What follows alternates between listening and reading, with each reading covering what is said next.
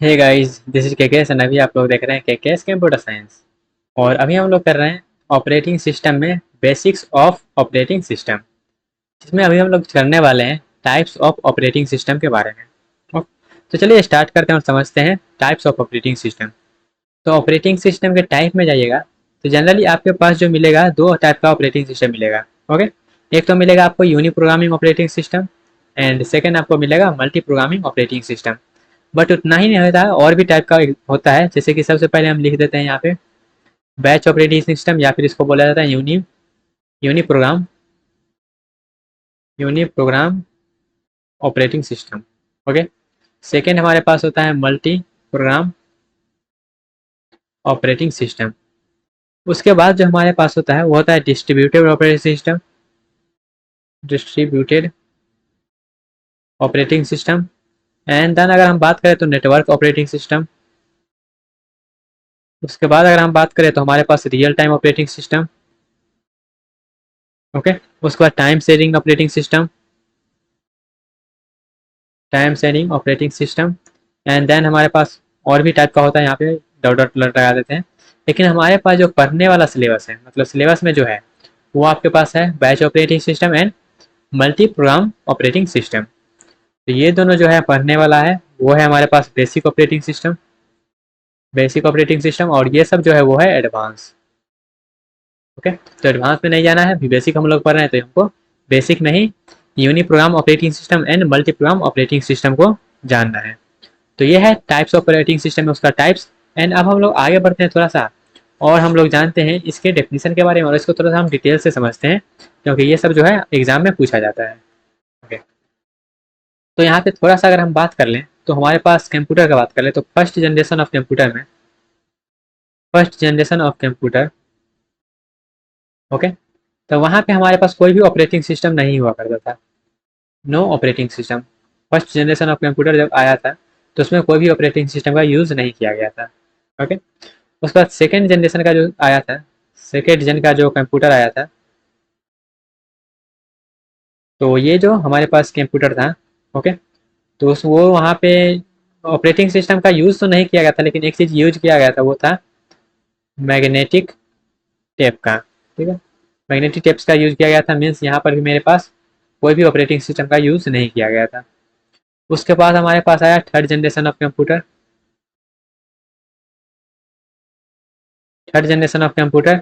तो वहाँ पे जो है मैग्नेटिक डिस्क का यूज़ किया गया, मैग्नेटिक डिस्क का यूज़ किया गया था। जैसे कि आप नाम सुने होंगे हार्ड डिस्क वगैरह का, हार्ड डिस्क, या फिर फ्लॉपी का नाम सुने होंगे, फ्लॉपी।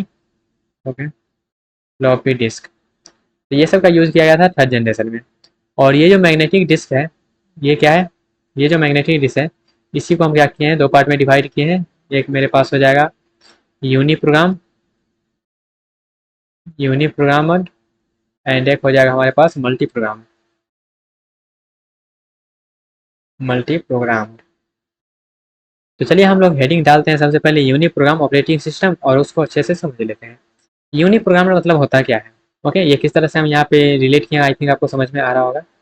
ओके, तो अब हम लोग हेडिंग डालते हैं uni program operating system, types of operating system में। Okay, uni program operating system. तो यूनि प्रोग्राम ऑपरेटिंग सिस्टम का मतलब क्या होता है। यूनि मतलब क्या होता है, एक होता है। यूनि मतलब एक। तो यहाँ पे हम पहले बना लेते हैं, एक डायग्राम बना लेते हैं इस तरह का।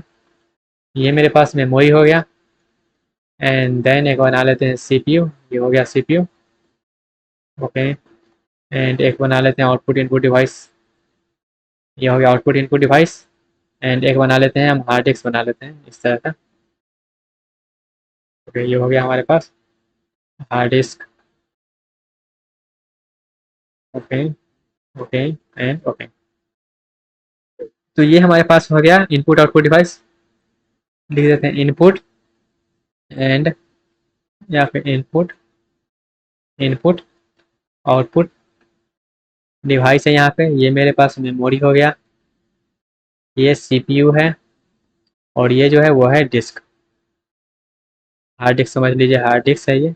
ओके, तो यहाँ पे हार्ड डिस्क में मेरे पास बहुत सारा प्रोग्राम पड़ा हुआ है।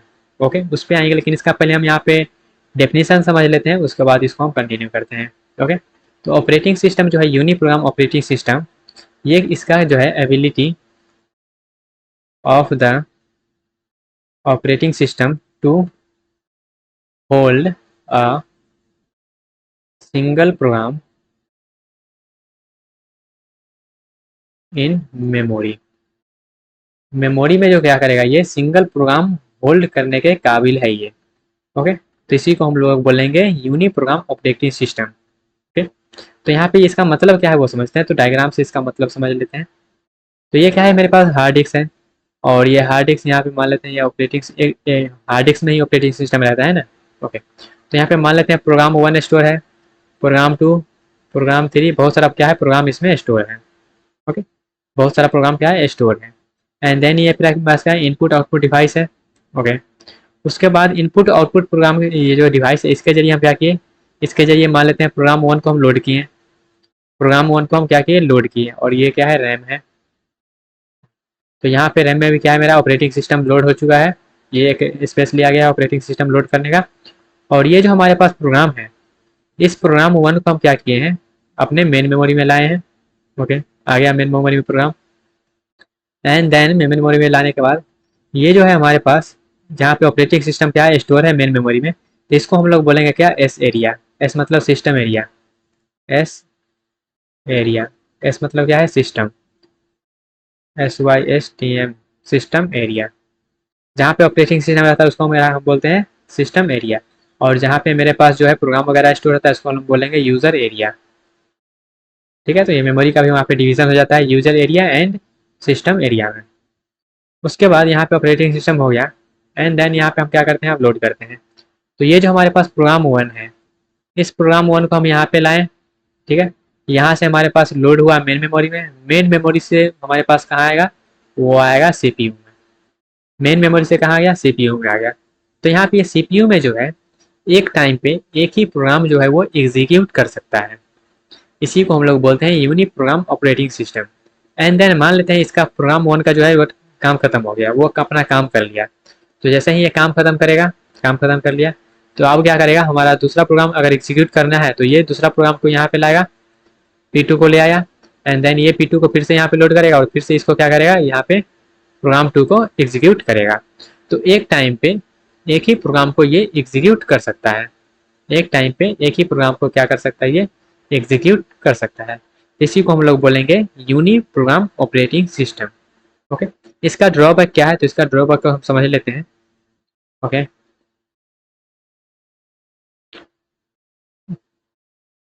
Drawback of uni program operating system, इसका जो ड्रॉबैक है यहाँ पे, इसका ड्रॉप जो है, सिंगल प्रोग्राम जो है मेरे पास यहाँ पे कोई भी सफिशियंट लेवल में नहीं रहता। यहाँ पे जो मेरा सीपीयू है, सीपीयू हमेशा बिजी नहीं रहता। जैसे कि यहाँ पे देखिएगा, यहाँ पे क्या हुआ, सीपीयू भैया यहाँ पे बैठे हुए हैं, ये डिस्क से क्या हुआ, प्रोग्राम लोड हुआ, तो ये सीपीयू भैया कहें जहाँ आ गया, अब तो हम काम कर लेते हैं, थोड़ा सा काम कर लिया, और वो अपना काम कर लिया, और उसके बाद काम खत्म हो गया, तो वहाँ पे फिर से क्या हुआ, बैठ गया। अब फिर से क्या होगा, अब हार्ड डिस्क से फिर से दूसरा प्रोग्राम आएगा, फिर से इनपुट आउटपुट डिवाइस से मेन मेमोरी में आएगा, फिर से मेन मेमोरी के बाद वो सीपीयू में आएगा, तब सीपीयू भैया फिर से क्या करेंगे, काम करना स्टार्ट करेंगे। तो यहाँ पे उतना ही जो टाइम इंटरवल जो था उसमें क्या था, सीपीयू मेरा बैठा हुआ था, कोई काम नहीं कर रहा था।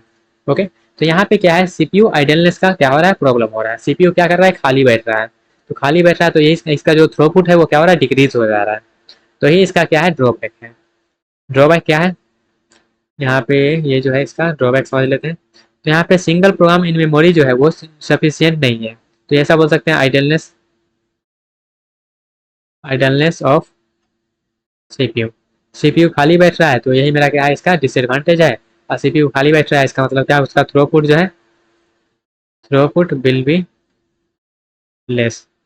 ठीक है, इफिशियंसी इसका क्या हो जा रहा है, लेस हो जा रहा है। तो यहाँ पे जो है इस थ्रोपुट का मतलब क्या हो गया, थ्रोपुट लिखा है, थ्रोपुट का मतलब क्या है, तो थ्रोपुट का मतलब होता है number of program completed per unit time. Throughput का मतलब है number of program completed per unit time. एक टाइम पे कितना प्रोग्राम कंप्लीट कर रहे हैं उसी को हम लोग बोलते हैं थ्रोपुट। तो यहाँ पे टाइम तो बढ़ रहा है, लेकिन वो जो है खाली बैठ जा रहा है सीपीयू, तो उससे क्या हो रहा है, थ्रूपुट डिक्रीज हो जा रहा है, मतलब लेस हो जा रहा है। तो यहाँ पे अगर हम यहाँ पे डायग्राम से समझे, तो डायग्राम तो समझ ही लिए हैं। तो वहाँ पे प्रोग्राम 1 प्रोग्राम 2 इस तरह से लोड हो जाता है, वो सीपीयू पे जाता है। तो अगर एग्जाम में आता है तो इस तरह से आपको लिखना है और उसको इस तरह से एक्सप्लेन कर देना, और ये जो हम एक्सप्लेन किए हैं इसको भी आपको वर्ड में लिख देना है, और इस तरह से इसका जो है ड्रॉबैक वगैरह आपको बता देना है।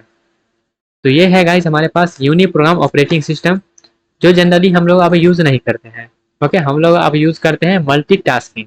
ओके, मल्टीटास्किंग ऑपरेटिंग सिस्टम हम यूज़ करते हैं, वो भी समझेंगे वो क्या होता है। उससे पहले हम लोग समझते हैं जब मल्टी प्रोग्रामिंग ऑपरेटिंग सिस्टम क्या होता है। हम लोग समझते हैं मल्टी प्रोग्रामिंग ऑपरेटिंग सिस्टम होता क्या है। तो यूनी प्रोग्राम के बाद आते हैं multi multi program operating system. तो मल्टी प्रोग्राम ऑपरेटिंग सिस्टम का पहले हम डेफिनेशन लिख देते हैं, उसके बाद डायग्राम, या फिर पहले डायग्राम बना लेते हैं। तो दोनों में से कोई काम कर लेते हैं पहले। तो यहाँ पे हम इसका पहले डेफिनेशन ही लिख देते हैं। तो ये जो है ability of the operating system to hold या फिर मैनेज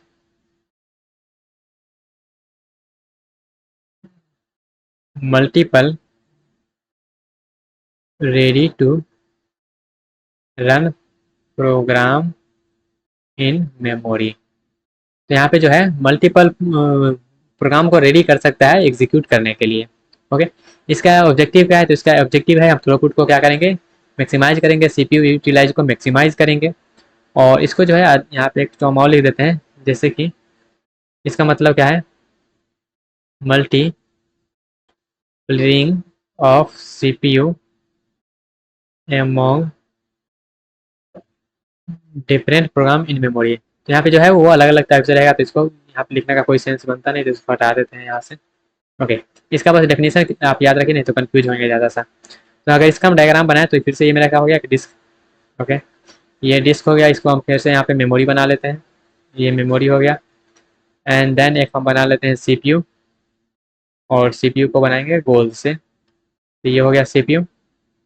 एंड यहाँ पे हमारे पास जो प्रोग्राम को रेडी करके रखेगा वो एक जॉब जो है, जो यहाँ पे जॉब बना लेते हैं, जो कौन सा जॉब कंप्लीट हो रहा है, कौन सा जॉब आ रहा है।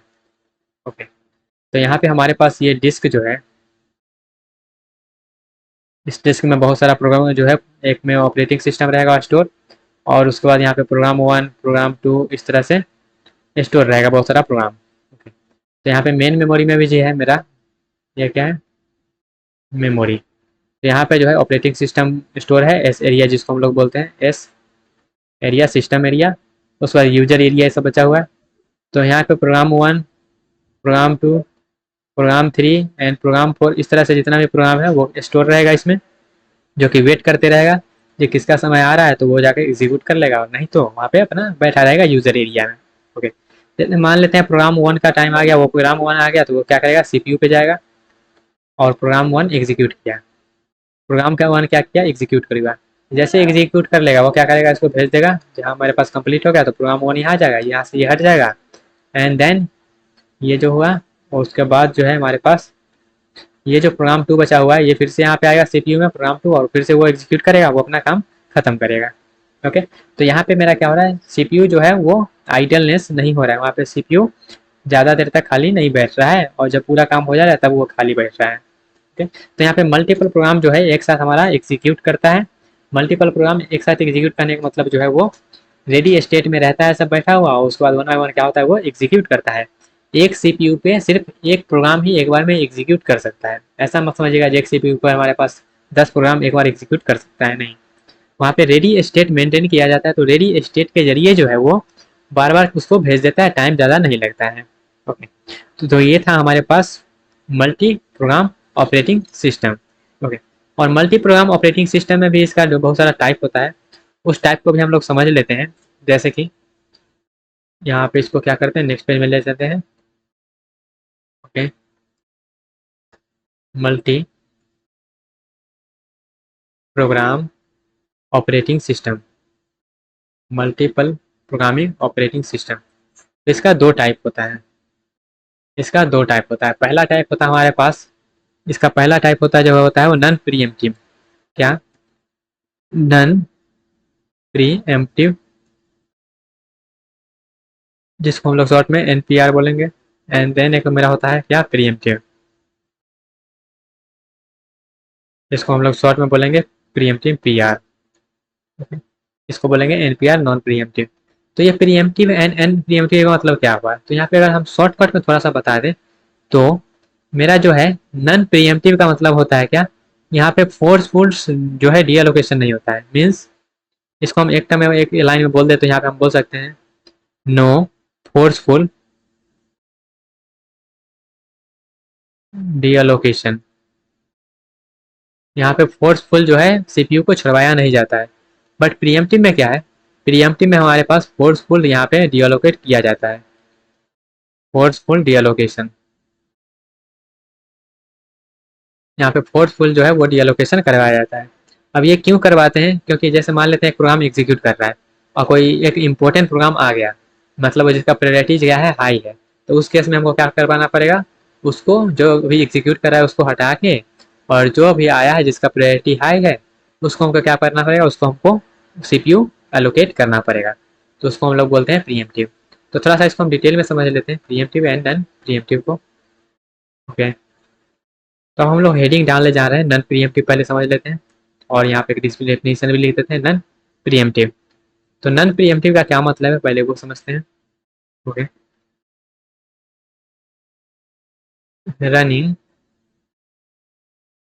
Programme on CPU will not be forced to leave the CPU, but it will release the CPU voluntarily on its own। ये क्या करेगा, अपने आप सीपीयू को छोड़ेगा, इसको कोई जबरदस्ती सीपीयू को नहीं छुड़वा सकता है। ओके, तो यहाँ पे जो है दो पॉइंट आता है। पहला पॉइंट जो है वो कंप्लीट, यहाँ पे जो भी प्रोग्राम होगा वो क्या करेगा, कंप्लीट जो है कंप्लीट एग्जीक्यूट कर लेगा, कंप्लीट इट्स एग्जीक्यूशन। जब इसका एग्जीक्यूशन खत्म हो जाएगा तभी ये क्या करेगा, ये अपने आप को सीपीयू को क्या करेगा, छोड़ देगा। या फिर जब इसको काम पड़ेगा, नीड्स सिस्टम कॉल या फिर इनपुट आउटपुट, क्या करेगा, इनपुट आउटपुट को जो जब नीड पड़ेगा तभी ये इनपुट आउटपुट के लिए जाएगा, अदरवाइज नहीं जाएगा। या फिर सिस्टम कॉल। तो यही दो केस में क्या करेगा, ये नॉन प्रीएम्प्टिव वाला सीपीयू को छोड़ेगा। इसका ड्रॉबैक क्या है, इसके ड्रॉबैक का थोड़ा सा बात कर ले। ड्रॉबैक, इसका ड्रॉबैक क्या है, स्टारवेशन। मतलब दूसरा प्रोग्राम जो है वो वेट करते रह जाएगा। जैसे मान लेते हैं एक ऐसा प्रोग्राम एग्जीक्यूट हो रहा है जो कि इनफाइनाइट टाइम मिलेगा, तो इनफाइनाइट टाइम तक सिर्फ वही एग्जीक्यूट करते रह जाएगा, क्योंकि यहाँ पे दूसरा को वो एग्जीक्यूट करने का टाइम ही नहीं देगा, क्योंकि ये क्या है, नॉन प्रीएम्प्टिव है। ओके, तो यहाँ पे स्टारवेशन आ जाएगा। तो उस टाइप के जैसे इनफाइनाइट में चला गया तो उसको स्टारवेशन बोला जाता है। ओके, तो यहाँ पे जो है लैक ऑफ इंटरेक्शननेस, मतलब यहाँ पे जो है इंटरेक्टिवनेस, मतलब एक काम कर रहा है तो वो करते रह जाएगा, करते रहे, फिर से हमको इंटरेक्ट करने का मौका ही नहीं मिलेगा, तो उसका भी क्या है, ये सब कुछ कुछ ड्रॉबैक है।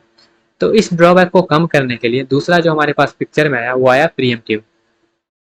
ओके, और ये सब जो है वो मल्टी प्रोग्राम का है बात, जैसे यूनि प्रोग्राम का हो गया बात, तो ये है प्रीएम्प्टिव, प्रीएम्प्टिव ऑपरेटिंग सिस्टम, या फिर पूरा नाम लिख देते हैं इसका, multi programming operating system. Okay, तो इसका डेफिनेशन क्या बोलता है, तो इसका डेफिनेशन बोलता है, इसका ऑब्जेक्टिव क्या था, इसका ऑब्जेक्टिव था जो लैक ऑफ इंटरेक्शन था, स्टारवेशन था, उसको हटाना। तो ये क्या कहता है, ये कहता है program running on CPU can get force